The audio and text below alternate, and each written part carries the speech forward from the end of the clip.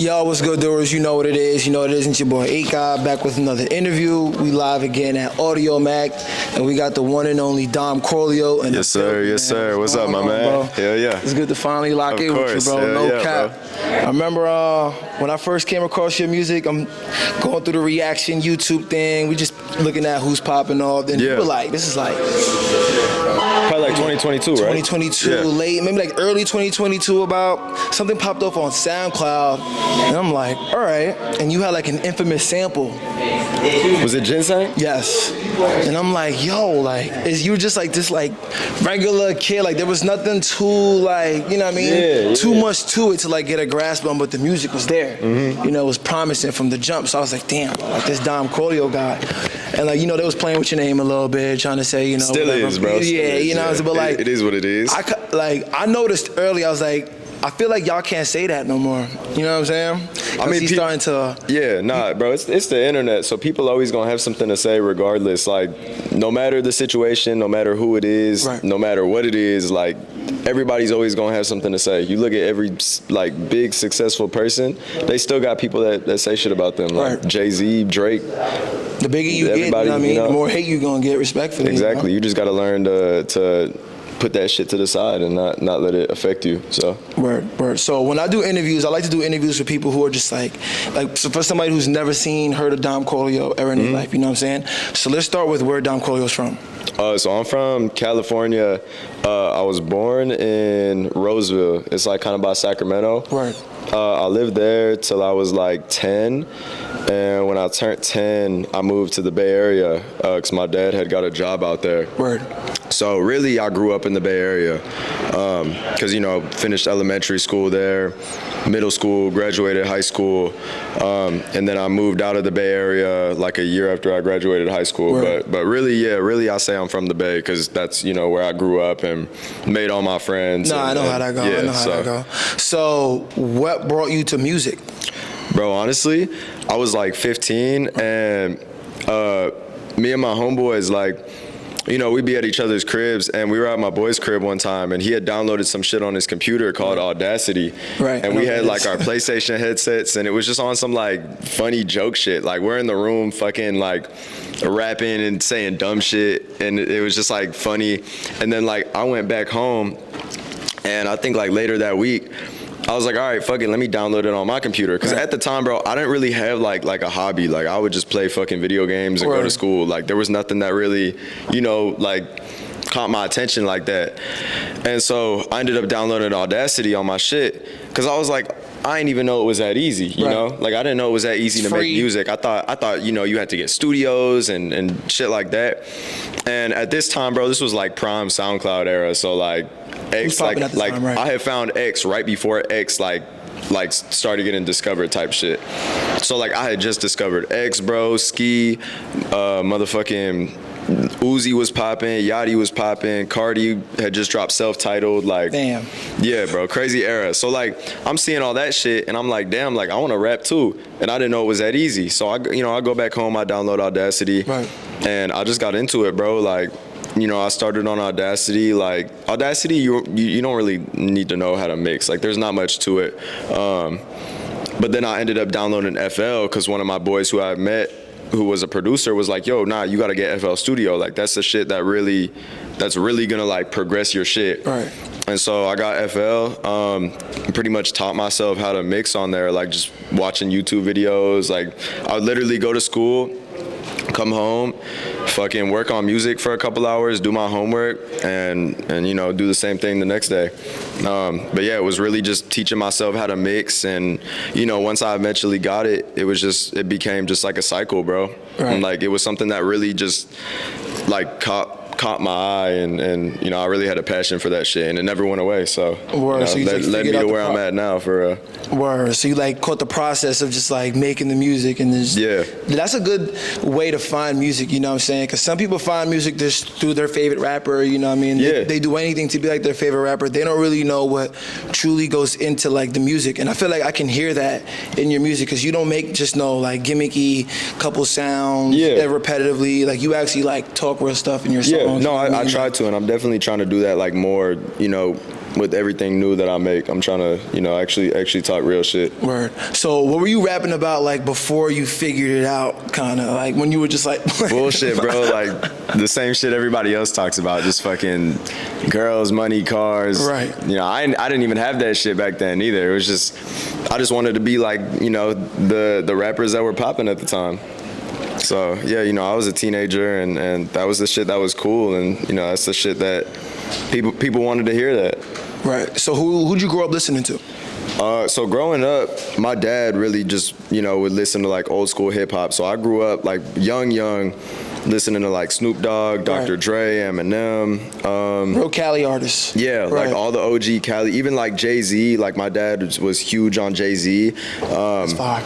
And then like even when I was like 5, 6 years old, like I was listening to Kanye. Like Kanye had the fucking Graduation album out.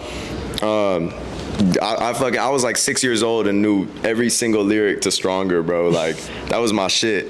And then I found Drake when I was like 6 too, and like loved Drake when I was a kid, bro. Like just huge Drake, Kanye fan. So that was like my roots of rap, was, you know, just growing up from my dad. And then I have an older sister. She's 9 years older than me. So she was in high school when I was in elementary school. So she was listening to like Mac Miller. Like she put me on Mac Miller when I was mad young. There's another rapper named Pilo that I was listening to.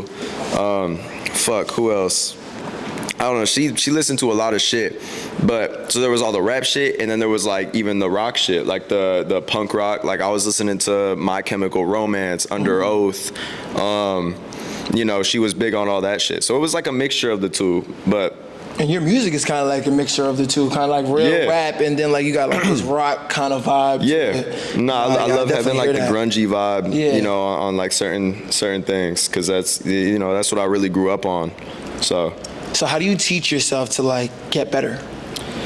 I feel like it's not really like teaching myself. I feel like that shit just comes naturally. Like you just progress as you go. It's just like music to me, I think of it as a sport. So it's like if you play football, you're not just playing the games, you're going to practice. You know what I mean?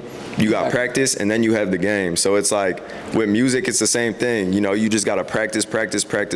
You're not going to drop everything you record. Like I probably got hundreds of songs in the vault that I'm never gonna drop, you know, because I personally don't like them, and I think I could do way better. But that right there is just practice. Like me going in and just recording every day and getting shit done is just practice. And then when it comes to game time, when I make a hit, then it's like that hit comes out and that's the game. You know what I mean? Nah, shit goes 100%. up because of all that practice I did. So it's like, Do you ever like go back to old tracks and kind of like take verses that you like, a track you know you're never gonna use? You know what I'm saying? You go back to it, take a verse from it, maybe. Yeah, nah, most definitely. Like if I have some shit I'm not gonna drop, and I'm like, okay, I don't fuck with the hook, but I really like the verse. I'll go back to it, or not even go back to it. Like I'll use the same lyrics from that verse on some new shit, but like I'll use it for the hook, or I'll just use it for the verse, but it'll be some shit that I'm actually gonna drop, you know? So when do you feel like what song would you say did it for you? Penthouse Shorty. When did you know like, okay, this shit's taking off? When I made it, honestly, like as soon as I made that song, I was like, damn, this shit's a hit. And that was just solely from the beat alone. Like I remember like opening up the beat and being like, damn, if I make a song on this, like this is a hit. Right. I don't even need to do much on it, bro. I was playing it on the car here. I'm just like, damn. Yeah. This shit's really wild. Like, and that was like some really easy shit to make. Like I made that shit in my room. Didn't take me long at all. Like it was like 2 a.m. type shit. Like, and that was just some, you know, some easy shit. But I just knew solely alone from that beat, like this shit's a hit. You know what I mean? Did you have anything like sort of buzzing even before the like any type of fan base? I mean, yeah, I had like a really small fan base, but you know, really just from the people I was around. Like at that time, like I knew Summers, I knew Autumn, like I knew Can, all those guys. You know, I met them back in I met them in person. Damn, probably like 2020. I met them in person. Where'd you link them at? I linked them in Houston. It was like the first time I went out to Houston, because they were all living out there at that time. So you kind of just pulled up, did a little networking just type. pulled up, bro. Like, fans, cold wind. Yeah, exactly. Just linked with them. I was close with some other guys that were really close with them too at the time. So it was literally just going out there, meeting all them for the first time, and just fucking kicking it and working, bro. But I knew them like a year to 2 years prior before that. And yeah, bro, it was really just like some networking shit. So I had my little fan base from just networking around like Instagram and through like the little small music community. Cause like the underground shit was like way smaller than it is now at that time. Like this was before anybody even knew about underground music, even fucked with underground music. Like I tried to put my friends at school on to like shit that you would consider underground, like Summers, for example. I would try to put my friends on to Summers when I was in like high school, and people would be like, "Nah, this shit sucks, bro." And I was like, "Bro, you don't see it, bro." Like that happens to me still to this day. With like all of y'all, like I'll be trying to show them. Oh God. Oh yo, this guy's coming up. Bro, like, give it like it's 3 so years. much. It's crazy because it's so much more mainstream now, bro. Like yeah, it is. This shit is fucking huge now. To where like when I was in high school making this shit, like people were like, "Yo, why are you making that shit?" Like. That shit sucks, bro. You gotta make music like fucking like Lil Mosey and motherfucking. Why you not making music like Drake? Like, bro, you feel me? So I was gonna say like, so Penthouse Shorty blows up. Like, what do you do next? Just kept working. I had a bunch of songs that I had already recorded like before Penthouse Shorty, like Party Girls. I recorded before Penthouse Shorty. Yeah, just like I had a couple songs I had recorded before. And then I got a new mic, and I recorded like Bloody Runts, like right when I got my new mic, and fucking, all that shit. At this time, I was still living with my parents. Like I was still, I was in Arizona. That's where they stay at. Right. I was still living with them, so I was just at their crib. So I was just in the crib, just recording shit. I was like, all right, shit started to go up because it went up on TikTok. And I was like, all right, now it's my opportunity. Like, I got to really work and take advantage of this. Because I had been around mad people that had a lot of opportunities.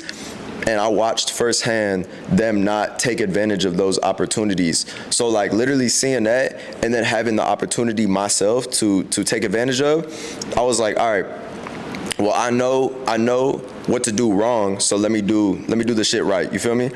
So I just, really just, it just made me work harder, I guess you can say. Like, I just tried recording as much music as possible. Once the shit started going up, like a lot of labels started reaching out and shit, and I had actually just like got a manager right before I made that shit.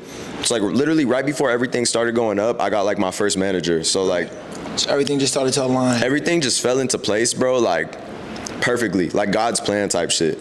What do you feel like you would have been doing if you guys were never in the room goofing off on Audacity? I don't even know. I can't even tell you, bro. I asked on my community tab, I was like, what y'all want me to ask Dom Corleo? They were like, what would his profession be if it wasn't rap? I probably would have kept playing sports because I was playing a lot of sports like when I was a kid. I used to play football, basketball, volleyball. Them Cali boys ball. Yeah. I wasn't that good at basketball, but football was my shit. Like football, I'd been playing since I was a kid. And like, that's really what I wanted to do before the music shit. Like that's all I really cared about was just like sports and fucking video games. That's it. I feel like a lot of people sleep on that whole like ex-athlete, because athletes have a lot of ambition and drive. You know what I'm saying? If you don't, like, not everybody going to the NFL, but you still got some drive. Exactly. Everybody wants to win, bro. So like, it's a lot of like, and you know what's funny? Like a lot of rappers in the underground, they had this infamous moment where they get this new mic. And the fans catch wind of the new music that's coming out of this new mic. You know what I'm saying? It's all like these similar stories. You could tell. Yeah. Mics, bro, you could tell 100%. Shit's crazy. Not worth that stuff. So what is your current thoughts on the underground state right now? Like being in the underground back then where like you could be popping but still at home. Yeah. With your parents compared to it's even easier now, bro, because kids are using BandLab and shit now. Like when I was doing every rapper says that. Yeah. Somebody interviewed before said the entry level lower. It's so much easier now, bro. Because TikTok is so much bigger of a thing. Like these motherfuckers are making music off their phone with Apple headphones. Like when I was doing that shit, bro, which is not even that long ago, like 4 or 5 years ago. You know, I started 6 years ago. Right. But yeah, like 4 or 5 years ago, bro, like you had to get a mic, like you had to have a computer so you could use a DAW like program. You gotta know how to use it. You got to know how to mix. Nowadays, bro, these motherfuckers just download BandLab, get some Apple headphones, fucking watch a tutorial on TikTok, and you good to go, bro. And so just give it a little tweak, and I feel like the fans find out, yo, this guy's making something a little decent off of BandLab, and they just run with it. Yeah, because that's impressive. Like, bro, you're making some crazy shit off your phone with Apple headphones. Like, are you a fan of BandLab? I've never used it, but like I've heard people make crazy shit on BandLab. Like shit that sounds like it was made in the studio. I've heard people use BandLab. So there's a lot you can do. Like I said, it's a lot easier now. It literally started like it birthed a whole new generation. Yeah, literally, bro. A lot of younger kids like being able to make music. Cause like when I started, there wasn't a lot of people my age making music. It was a lot of producers. Like I was friends with a lot of producers, but all the rappers were like older than me, bro. Like I was the fucking young one out of everybody. So how long did it take you to put out a project after Penthouse Shorty popped off? I think like I put OMO out because OMO was the first well, actually I put out like a 5-song mixtape. It was the 2014 mixtape, but like I wouldn't consider that like a project. That was really just like songs that I already had, and I just wanted to put out like, you know, I didn't want to keep putting out singles. I was like, all right, well let me give people like something a little bit more to listen to, and then I keep working on my project, you know, so it kind of holds over. So I put out that, and then I put out OMO in May. So I say like a cool 6-7 months. Like, you know, it was just my first project. You know, like when the labels started calling and shit, I ended up going out to LA because, you know, I had to start doing meetings and shit. Right. Like all this shit was new to me, bro. I had never talked to a label before. Like I didn't know shit about none of that. So like I pulled up to LA with my manager, and we were just fucking going to these meetings, and I was working a lot with like the guys at Internet Money and shit. So they were letting me use their studio. And literally, like, yeah, I was just recording there and there only, like, locked in with their engineer, and was just, you know, working a lot being out in LA. So how did it feel when, like you're genuinely just, like, progressing on your craft, and then you pop out with this hit, and then they go, clone? I mean, bro, like, how do you deal with that type of stuff? I had heard that shit before making the Plug and B shit just from Summers and Autumn. Like, that was, I already was hearing that shit, like, all the time from that whole thing. So, like, when I came out making, like, different shit and people were saying that, I don't really think anything of it. Cause it's just the beats, bro. Like, you know what I mean? It's the same genre of shit. Like, people are always gonna say that no matter what. And, you know, being that I had heard it before, like, it was whatever. I mean, it bothered me a little bit at first, but, like, bro, it just gets to a point where it's just like, bro, like, people are still listening. If people are listening to you and you're doing good with everything you're doing, like, you're doing streams and you're doing your thing, and people are telling you they fuck with you, then it's like, why go and listen to the fucking 10 people on the internet that are saying that, when you got 1 million people listening to your shit, and you know, a bunch of people telling you, like, how crazy your shit is, and they fuck with you. So you got to see the good over all that shit. Right. What's going on? What's good, my guy? Hey, there's the rest of my chicken over there if you want it. Yo, King. Nice to meet you, bro. You want the rest of my chicken? It's chicken and fries. It's good. Eat it. Nah, I'm definitely about to go check that 375 out right before. That shit's fire, bro. Hell yeah. Every time I see it, I'm like, do I want this today? But whatever. That shit's fire. So, why'd you name it On My Own? That dude over there. So his brand is On My Own. So I've known him for years, bro. Cam, when did we meet? Were you the one I saw last night? That was him I saw last night? Okay. When did we meet? Like 2018, 2019? Yeah, around there. Yeah. So I've known him for like a minute, bro. And he's had that brand, the On My Own brand, you know, like since I met him. And I was always just wearing his shit, like when I started first going out to LA, like first going out there, which was way before, you know, anything took off. Yeah. I was just staying at his crib. He had a crib over in like Fullerton, like this fucking college apartment complex, bro. And I was just staying at his crib, and there was like motherfucking parties every weekend and shit, but you know, we would just pop out, try to like make as many plays as we can, and you know, we were just always putting on for his shit. Like, he was making the clothes, and I was really just only wearing his clothes and shit. And we started kind of like working on that shit together. And when I, you know, started kind of taking off with the music shit, I really wanted to like push his shit and like push that, you know, like push kinda that like narrative. Because I already had the shit tatted on me. Like we got this shit tatted, you know, way before any of that. So yeah, I really wanted to like push that shit and just kind of make it like our thing. Cause like, you know what, like every big rapper, they have their thing. That's you know what I mean. So that's like what I wanted OVO, to do. Yeah, exactly. So that's what I really wanted to do with that. And yeah, bro, like that's kind of just how that came to be. Like I told him, I was like, yo, like I want to just name the project that shit, like, and really start pushing that shit. So like we did the project, and we did like the merch, we did like the first hoodies for that shit, couple tees and shit. But yeah, nah, we gonna start really cooking like more with that shit and trying to really push that again. Yeah. Oh yeah, bro. Cause the fan base is there, bro. You know how they go about that, bro. Merch. People got this shit tatted on them, bro. Like that's hard. This shit's crazy. It's crazy to see that. Like anytime I see somebody with a tattoo, I'm like, bro, like the fact that, you know what I mean? Yeah, that shit's crazy. So how did it feel when you first started touring? Being from somebody who's like just playing video games and chilling, dude, I know what it's like. You know what I'm saying? That shit's almost like surreal. So literally. The first like kind of tour I did was with Lancey. It was fire. Literally right when shit took off, like same time frame when I was going to LA and shit. Lancey's old manager had reached out to me and was like, yo, like we're about to do his tour in the US. Any dates you want to come, like just let me know. Like you're good for any dates. So I was like, all right, bet. Well, I'll do the West Coast dates, because you know I didn't have like the bread to go and like fly anywhere yet or anything, but I was like, you know, like I'll drive at West Coast dates, I can drive, so it's all good. I think artists, up and coming artists, need to hear stuff like that. You know what I'm saying? Because they think come on tour means I'm about to take care of you the whole tour type thing. There's a lot that comes with that. Tour is not easy, bro. That shit will take a lot of money out of your pocket. Nothing is given to you on tour. But yeah, so I was like, all right, bet. Well, I'm going to do LA, San Diego, and Arizona. And so I ended up just driving out to LA, did the LA show. It was like a Santa Ana show. It was in like Orange County. It was at the Observatory. Is that hometown? Nah. Hometown's like the Bay. Okay. Bay Area is like up north from LA, so it's about like a 5-hour drive. I ain't never been to Cali yet, so I don't know nothing. Yeah, so like San Fran, the Bay Area, it's up north. So you go like down south, like 5-6 hours, that's when you get to like LA, and then you go another 2 hours down California, that's like San Diego, and that's like right by the border.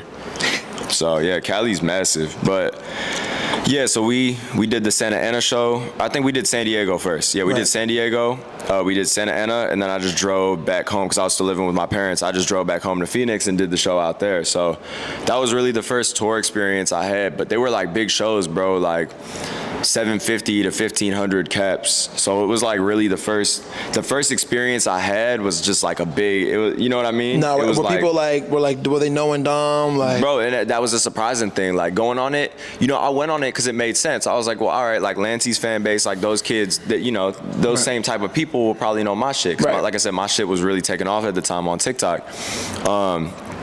And yeah, bro, but it really definitely surprised me, like seeing how many people really knew my shit when I did those shows. And I just tried having like as much energy as possible, because it's like, all right, if you don't know my shit, like I want you to know my shit. Like I want you to at least like your shit. Yeah, I want you to be like, damn, he lit. Like he really pulling up. You know, we don't know him, but he's lit. He's having a good performance and he's turning up the crowd. So like that was my main goal with that shit, and everything just went great with that tour, bro. You weren't nervous at all? I mean, like, oh, I was nervous as hell, bro. Coming out in front of that many people for the first time, like just like a smack in the face, like out of nowhere. I had never, like I had done shows before, but they were never my shows. It was like me opening up for like one of the homies or some shit, and at most it would be like 400, 500, but it was usually like the smaller crowds. But yeah, bro, just doing that shit at once, like, and it just happening was crazy. But everything went smooth, bro. Every performance was lit. Like everybody loved the shit, you know, when we came out, and it was just, it just went perfectly, bro. And it was just another perfect timing thing, to where like that shit literally happened at the perfect time, because everything was just going up, and it just like gave fuel to the fire type shit. So I feel like you've just been on this steady like increase of just playing your cards right. Yeah. Things are just happening on bro. God's timing type shit. That's tough. Yeah, exactly. That's super tough. I'm never in no rush to do anything, bro. Especially like with the music shit. Like I just really try to have patience and take my time with this shit and just like, you know, like it's really because it's a social media thing nowadays. Yeah. Like music is 90% social media, 10% music nowadays. Like you got to have an image. You got to be posting certain content that people like that's gonna catch the algorithm. Like that's the main thing it is, and that's what labels look for too. Like for any new artists, like labels, yes, you gotta have music that people want to listen to and that people fuck with. Right. But you gotta have the image too. You gotta have the image. You gotta have a good social media presence. You gotta be active. Like you gotta be posting shit that people want to see. Because if a label, like bro, someone could have terrible music, but if they're doing 500,000 views on a TikTok and a label sees that, they're gonna go and throw them a bag. It don't matter that their music sucks. Into something. That's a bag for the label because they're like, all right, we'll throw him 100K and we'll make like $1 million off this viral song he has, and they don't care if you never have a hit again. Like they made their money back. But yeah, it just goes to show that it's such a big social media thing nowadays. So it's a lot of cards like going into the game. It's not just the music. You know what I mean? Nah, word. So where does the name Dom Corleo come from? The Godfather. So the Godfather, Don Corleone. Right. And so my name's Dominic. So I grew up on like The Godfather from my mom. That was her favorite like movie series, and she put me on that shit when I was younger, and it was like became one of my favorite movies. And yeah, bro, it was just something cool that I was like, oh, that's so funny. That shit's fire. Everything started off kind of like a joke. Yeah. And then it turned into this genuine interest. And now, like, it's crazy. I'm at the show because you guys are on tour right now. We'll talk about that in a second. And I'm like, yo, there's so many people out here that look just like Dom Corleo.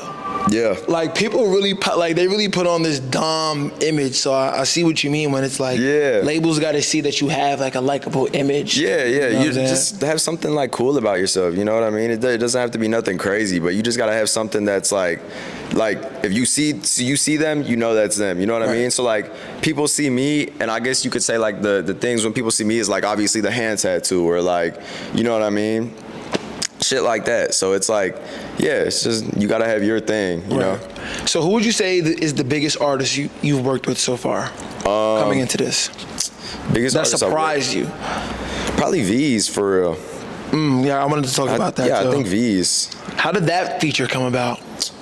So I had made that song like months prior, like almost a year prior to it actually releasing. Right. And I just had it for like a minute because I was working with like Starboy at the time, and he had sent me like a bunch of beats, and I was just kind of cooking on a couple of them. But I had that specific like open for a minute. Like I didn't finish the song; it was just like an open verse, and I was just holding on to it. And I had asked like my manager and shit. I was like, yo, like I want to get somebody on this because I for sure want to feature on here because I hadn't really done any like big features like. Like the features I was doing was just with like the homies and shit. Like I hadn't done anything that was like a big, an artist like at a much higher caliber than me. That's right. So we had been talking about it. Like like I really want to do a song with like a big artist. Like I want to have something like that with a bigger artist to collaborate with. And but I wanted something that was kind of outside of the box. Like I didn't want to work with somebody that was in like the same kind of genre of music, I guess you could say, like the melodic, you know what I mean? I wanted to do something different, but something that like still worked, you know what I mean? I definitely did that because when I saw Dom and Veeze, I was like, what? Yeah. What could this possibly sound like? So like I'm a huge fan of Veeze, bro. Like Veeze, Lucky, Rilo, like all those dudes. Like I love that shit. Like I damn near listen to their shit more than I listen to like anything else. Right. And yeah, so I was kind of just thinking on it for a minute, and I had asked my manager. I was like, well, shit, what about Veeze? Like I really fuck with Veeze heavy, and I think he'd sound crazy on this because I just felt like it would work. I was like, yeah, bro, like this is some shit he can rap on. You know what I mean? And so it was really just putting puzzle pieces together, bro, and making that shit happen. And it happened. We got the song, and then we were like, all right, well, now let's go shoot a video for it. So I flew out to Atlanta. We shot the video with BLB. So like even linking with B was like like some crazy fire shit, because he's a fucking OG, bro. He's a legend.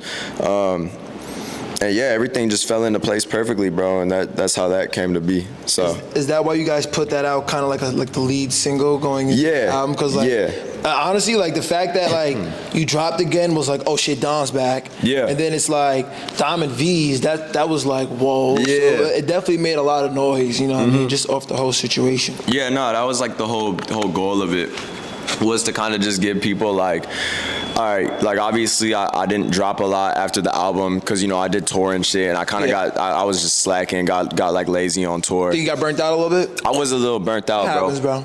I thought shit was gonna be easier because it was my first ever time doing like a U.S. tour. When I did my own tour, my first ever time doing a U.S. tour, and we drove, like we had a fucking 15-person Sprinter van, like not the nice Sprinter vans, like just the fucking passenger vans, bro. And we drove across the whole ass country in that van doing that tour. So it was how harsh was that? It was my first time, so it was rougher than I thought it was gonna be. And you know, I thought shit was gonna be easy. I was like, oh yeah, I'll take my laptop on the road with me, I'll record on the road. I didn't record shit, bro. What the fuck did we do on tour, bro? It's just like, bro, we would have a show, and then it's like, all right, we gotta drive 8 hours now to the next fucking state. Right. So it's like, bro, folks is struggling trying to sleep. Like, we in this damn van, bro. You see what you signed up for, I'm sleeping like I'm on an airplane, bro. Like, I'm trying to like spread my legs out and shit. Like, do you the rapper, you probably at least had your own row type thing. I ain't even have my own row because we had so many people that 2 people had to go in the big rows, like the back rows. Yeah, so it was like take to sleep. Yeah, bro. It was and that was the other thing. Like, being my first tour, I brought more people than I should have brought. You know what I mean? Like, I gotta learn everybody can't come. You don't want to roll unless you got a tour bus. You don't want to roll that deep on a tour, because it's a lot of people that you have to look out for, and a lot of people that you have to like you have to take care of. You know what I mean? When it's like you struggling to take care of yourself at that point. We all know, listen, you find out who your people are on trips. Yeah. That's what everybody says, you know what I'm saying? Because there's always that one guy who just pops out, he didn't tell nobody, he's got $0. Yeah. You just found that out, you halfway across the country type. Yeah. I've come across that too many times. But yeah, bro, like, so, you know, I thought it was gonna be all easy peasy, like, yeah, I'm gonna drop another project, like, I'm gonna drop shit on the road. Like I kept saying, I was like, yo, I'm gonna drop shit right before this show, I'm gonna drop a project before this show. Never ended up dropping shit. Like, it was just so many things going on at once, bro. And so, you know, I got done with tour and I was like, damn, like shit kind of died down because I wasn't really doing shit at the time. Like, I didn't have anything ready, I didn't have anything I wanted to drop that I liked enough, you know. And, you know, it kind of put me back into my shit. I was like, bro, I really got to, you know, get back on my shit. So I was living in LA at this time. I had just moved out to LA. I lived out there for like a year. So I moved out there, I think, like the beginning of 2023. I moved out there like March or May. And, you know, I was living out there. So I got back to LA and just kind of locked in with my engineer and just started working on shit. And that's when we kind of just started dropping like singles again. I was like, all right, well, like I don't have a project ready or anything like that, but like I need to start dropping singles. And we were just making so much music that, you know, I had shit to drop. So yeah. So is that how Under My Influence came about? Yeah, because I just started working on like, you know, I was making other music and I was like, you know, I want to work on a project for real. And just started working on songs from that. But even like a lot of the songs on there were like old songs that I had made in like 2022, but I went back to them and re-recorded them. Why'd you go with that name, Under My Influence? Because I wanted it to be like going back to like the clone shit. Like everybody always assumes like, oh, you're under this person's influence, you're influenced by them, you're influenced by them. And it's like, bro, like I'm really only listening to my own music. Like I'm not, like I literally zoned myself out and only was listening to my own shit. Like I really, even now, like I listen to my own shit more than I listen to anybody else, because that's the influence I want to get. Like I don't want to, you know what I mean? It's cool to listen to other people's shit. Like, yeah, I listen to other people's shit all the time, but you want to have the most influence coming from your own music. Like you want to be able to enjoy your music, you know what I mean? So it was like, yeah, I kind of learned to enjoy myself more, you know, more than I did in the past. And that's kind of where the name Under My Influence comes from, because it's like, you know, I want to be under my influence and not under anybody else's. So no, yeah, that's hard. And the project, honestly, from start to finish, was super cohesive, you know what I'm saying? Like, like every time I listen to it, like I'm listening to it. I like da-da-da.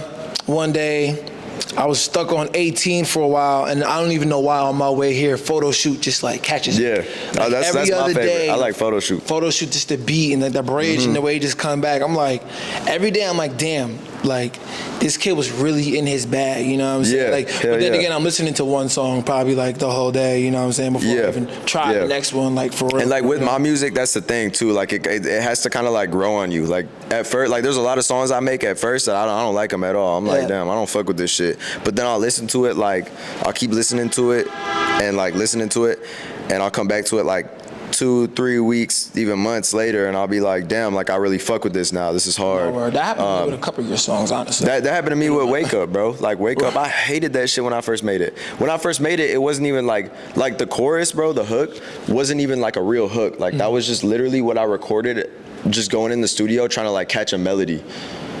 And like that ended up being the hook. And then, you know, I went back to it later. Like I went back to that song like months over, bro. Just like I did the hook, and then the hook blew up on TikTok. So I was like, all right, now I have to go and like do the verse. So I did one verse, and I was like, all right, I don't like that verse. I want to go back and do a different verse. Like that song had at least like 6 or 7 versions before I was finally like, all right, like this is the version I want to drop. And then like even like I did some shit, and then I sent it to Benny X, and then Benny X added background vocals, like the vocals that are in the background. He added a version. It was him doing background vocals, and he was like, look, do these exact vocals that I just did on the background, like. These are fire, and I think it would really like add that touch on there. That's tough. So I was like, all right, bet. So then I went back to it again, added the vocals. So that song alone was just like a whole process of me having to let that shit grow on me. You know what I mean? That's tough. And honestly, I see that comes from just like you're a workaholic when it comes to music. You know what I'm saying? Like you said, like some people they're just super gimmicky with it, but you actually have like a true process because that's how you figured. There's not a moment in the day where I'm like not thinking about, at least if I'm not doing it, I'm not thinking about recording. Like I'm always thinking about like, I'll be listening to a beat and I'll be like trying to get a melody, or like if I got some shit and I'm not at the studio or anything, like I'll just record some shit. Like I'll record a video of me just doing a melody over a beat, just so like when I do get in the studio, I don't forget it, because I forget things super easily. Like I have shitty ass memory, so it's like yeah, bro, I'll record shit and I'll get back in the studio and then just pull up videos on my phone of like me doing melodies over beats. So it's like, all right, well this is what I was doing, so now I remember and I can get on the track and do it, you know, because I get ideas the most during the day, bro, when I'm not at the studio. Like, so when you're in the studio, are you one of those people like you need to be off? Because you know some rappers, they need to be off the drink, they gotta be off the Henny. Like, what's your like studio creative process like? Tea. I like getting a cup of tea. Elegant. We just get hella snacks, bro. Like we be having candy and fucking. Sean, what do we be having in the studio? Oh, I be smoking a lot. Yeah, I just smoke hella gas. That's it. Yeah. Other than that, bro, a cup of tea and a damn joint, and that's it. I'll get like the little packs. My boy Jay Curious over at West Coast Cure, like he'll give me these little fucking. They're called Jeffries, and it's like a little 7-pack of these like mini joints. So I'll literally just like bring one of those little tin can things in the booth and just run through all 7 joints like over the course of, you know, like 2-3 hours. Word. So I just need to be like constantly smoking when I'm recording, because that shit really like gives me more ideas and makes me more creative, I feel like, when it comes to like thinking of shit to say. How do you know like when it's time to drop that song? Especially being that you got all these songs in the vault, it's gotta be hard to like pick one or the other. Yeah, that when it comes down to that, it's really just a timing thing on like when everybody is ready. So like obviously like I'm signed to like an independent label, so I got to go and talk to my manager, and then we got to go talk to the label and make sure that they're not dropping anything else around that date, and that that date works for them. And then if they have enough time to set up all promotion shit for that song like leading up to the drop. So yeah, it's really just like a matter of time, bro. Like if everyone's just ready and what date works for everybody. Because I'll just tell them a date that I want to drop it. I'll be like, all right, well, what about like the 30th? And then they all confirm it, and I'm like, all right, bet. It gets confirmed, and that's kind of how we decide. I think that's another thing rappers need to hear, because sometimes they're like, yo, why won't my favorite artist drop? Why won't my favorite artist drop? And they don't know the logistics. It's a process, bro. Yeah. They can't just drop. Like especially when somebody's signed to a label, like it's a million other things that go into shit. That's why you hear some rappers being like, oh, my label won't let me drop. Like, labels really will hold people's shit. Like, if somebody else important is dropping that day, or you know, somebody else on the label is dropping that day, they're not gonna drop your shit because they already got a whole rollout plan for that person's shit. You know what I mean? No, that's honestly, that makes a lot of sense, to be honest. Especially if you're like signed to a label with all these big hitters. Yeah, exactly. Like dudes in the same collective, like, you know, they can't drop their shit the same day. It's just too much, you know, it's not even for the fans, it's just too much for the label. The label can't put all that promo into two people at one time. Like, costs money. Yeah. So what's Dom Corleo's favorite song? Out right now, streaming. Out right now? Damn. Song and project. My favorite song right now, probably Sweet Sweet by Travis Scott. That's like one of my all-time favorites. That whole project in general, bro, just goated ass project.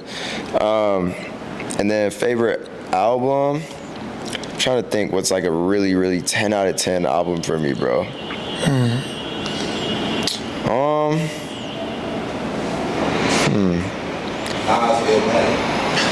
You said Nas Illmatic. Nah, I'll probably say Self-Titled by Party Next Door, like that very first project he dropped. That's one of my all-time favorites. Honestly, like, that is a golden project. That's a project I can go back to all the fucking time, like, and listen to it. You know what I mean? Nah, bro, that's just a good pick. The beats were so like stuck in that era, bro. Like, you hear those beats and you're like, damn, this shit's from that era. Like, ain't nobody making shit like that nowadays. You feel me? No, that's a fact. And so what's your favorite song off Under My Influence? Of Under My Influence? Probably Photo Shoot. Yeah. I love Photo Shoot. Just because I think it's just like such a vibe, bro. OD. It's just a good vibe. OD. So what are you guys experiencing now on tour? You know what I mean? Now that things are bigger, you learn more. It's just a lot more tight knit, bro. Like, it's just, you know, it's just me and 2-3 of the guys, and we're just going, and it's really just business, bro. We're just getting our shit done, and it's just fun to come out and see fans, and, you know, be able to travel and just link up with people. Like, we try to make the most out of it. So, like, well, you know, it'll be like, oh, okay, I have a show in New York, but I'll be in New York for like 3-4 days. So it's like, all right, we got to get as much shit as we can done. Like, I'm trying to shoot 2 videos. I'm trying to fucking. And I appreciate y'all for coming through too. Of course, bro. Yeah, and stuff like that. That's hard, bro.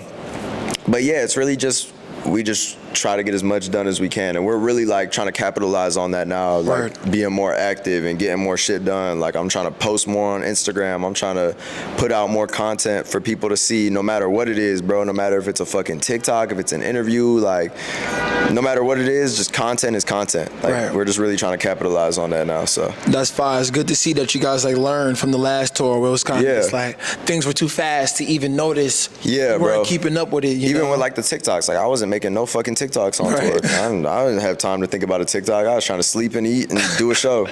So it was like, yeah, bro. That's crazy. So what made you want to go with the blonde? Just bored, bro. Every rapper has their blonde era, bro. Yeah. I've been blonde before. Oh, like, I've had my hair blonde dozens of times. Like, people who really know me before shit took off, when I was just making like the plug and B shit, bro, I always had my hair blonde. I had like an Edgar fucking style haircut, and I had that shit blonde.